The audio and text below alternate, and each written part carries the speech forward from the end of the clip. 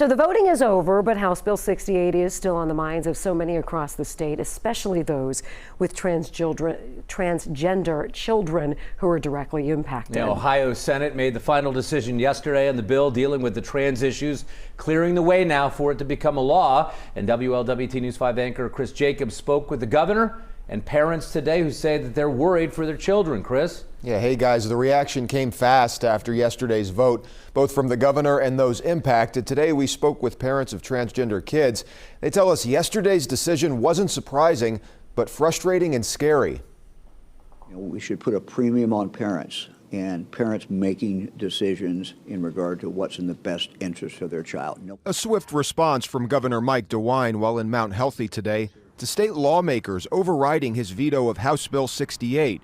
The controversial legislation banning gender-affirming surgery for minors and trans athletes playing in girls' and women's sports. My reaction was pure disgust.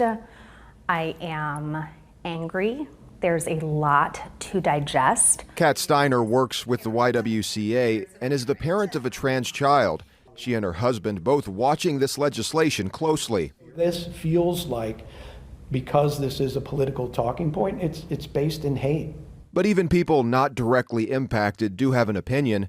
We spoke with one man who says he understands parts of the legislation. When it comes to the sports side, I don't think it's too smart to let a guy do whatever he wants in a girls area or sport in that way. I don't see that being fair. Back and forth on HB 68 started with the governor's veto in December.